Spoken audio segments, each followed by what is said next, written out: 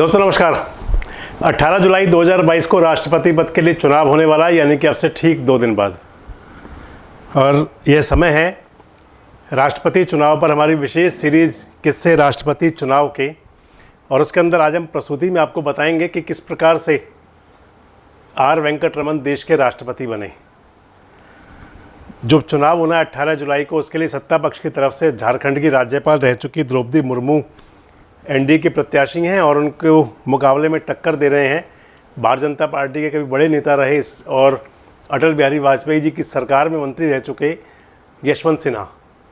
अब क्योंकि चुनाव राष्ट्रपति का है, तो ऐसे में सभी की दिलचस्पी इस बात में है कि आखिर जाने कि जो इससे पूर्व में चुनाव होते रहे राष्ट्रपति के लिए, उनमें कौन सा चुनाव दिलचस्प था, कौन से चुनाव रोचक थे, किस चुनाव में क्या घटनाक्रम था और किस प्रकार से राष्ट्रपति की कुर्सी पर उस समय के नेता पहुंचे। आज मैं जिस वाक़ये का आपसे जिक्र कर रहा हूं वह वाक़या है वर्ष 1987 का। देश में राष्ट्रपति चुनाव यानी कि प्रेसिडेंट इलेक्शन 2022 की सरगर्मियां बहुत तेज़ थी और उस समय कांग्रेस पार्टी तलाश कर रही थी कि ऐसे कैंडिडेट को जिसे कि वे भारत के राष्ट्रपति के पद पर पहुंचा सके, जो भारत के राष्ट्रपति पद के लिए उपयुक्त हो। कांग्रेस की जो तलाश थी वो उस समय तत्कालीन उपराष्ट्रपति आर वेंकटरमन, जिनका पूरा नाम रामास्वामी वेंकटरमन है, उन पर ख़त्म हुई। राष्ट्रपति चुनाव में कांग्रेस ने आर वेंकटरमन को अपना उम्मीदवार बनाया और उनके सामने खड़े हुए वामपंथी दलों के समर्थन से सुप्रीम कोर्ट के पूर्व न्यायाधीश रहे वी.आर. कृष्ण अय्यर, दोनों नेता साउथ के थे।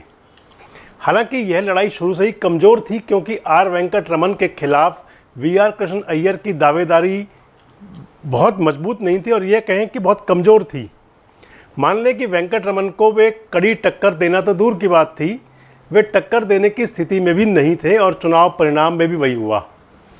चुनाव परिणाम में जहां वी.आर. कृष्ण अय्यर को 2,81,550 वोट मिले, तो वहीं वी.आर. वेंकटरमन को 7,40,148 वोट प्राप्त हुए, यानी कि लगभग 3 गुना। और तीसरे स्थान पर रहे बिहार से निर्दलीय प्रत्याशी लड़े मिथिलेश कुमार, जिन्हें 2,223 वोट मिले। इस चुनावी जीत के बाद भारत को देश का 8वां राष्ट्रपति मिला आर वेंकटरमन के रूप में। आर वेंकटरमन यानी कि रामास्वामी वेंकटरमन का जो कार्यकाल था वो 25 जुलाई 1987 से शुरू होकर 24 जुलाई 1992 तक रहा। वेंकटरमन ने अपने कार्यकाल के दौरान देश के अंदर 4 प्रधानमंत्रियों का कार्यकाल देखा, जिनमें से 3 को उन्होंने खुद शपथ दिलाई। अब आपको बताते हैं कि आखिर जो राजीव गांधी जी ने आर वेंकटरमन को प्रत्याशी बनाया था, उसके पीछे कारण क्या था। एक वजह यह भी मानी जाती है, जो चर्चाओं में रहा, कि आर वेंकटरमन बागी हो सकते थे। तो क्या बागी होने का डर था जिस वजह से आर वेंकटरमन का नाम सामने आया?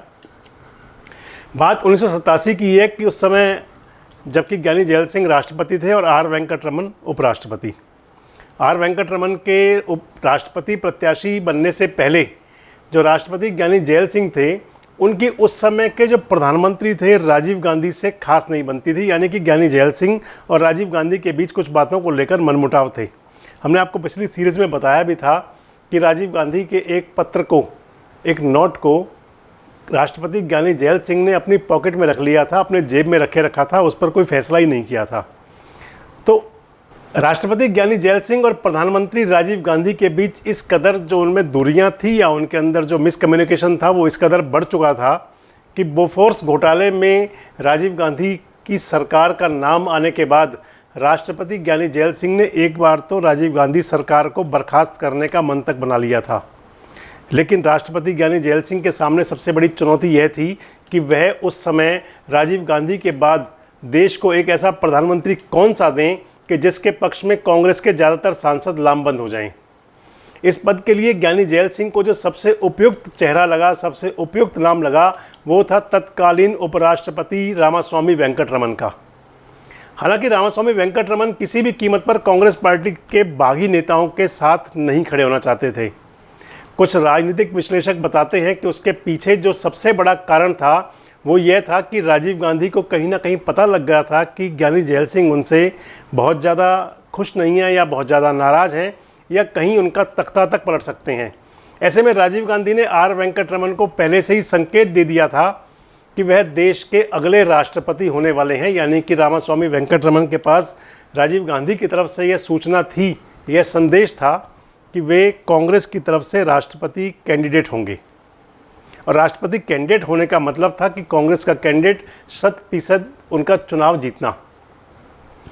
तो इस प्रकार से रामास्वामी वेंकटरमन देश के राष्ट्रपति बने, एक ऐसे राष्ट्रपति जिन्होंने कि बॉलीवुड के शोमैन के लिए प्रोटोकॉल तोड़ दिया। रामास्वामी वेंकटरमन फिल्मों के बहुत शौकीन थे, बताते हैं, और वह बेहद सुलझे हुए और उदार किस्म के आदमी थे। उनसे दूसरों की तकलीफ़ देखी नहीं जाती थी। इस बात की गवाही देता है 1988 में होने वाला देश का सबसे सम्मानित अवार्ड शो, जिसे दादा साहब फाल्के अवार्ड के नाम से जाना जाता है। भारत सरकार ने फैसला किया था कि यह अवार्ड बॉलीवुड के शोमैन राज कपूर को दिया जाएगा। उसमें राज कपूर की तबीयत उन दिनों ठीक नहीं थी, उनकी तबीयत नासाज थी, लेकिन इसके बावजूद वे अवार्ड लेने दिल्ली पहुंचे।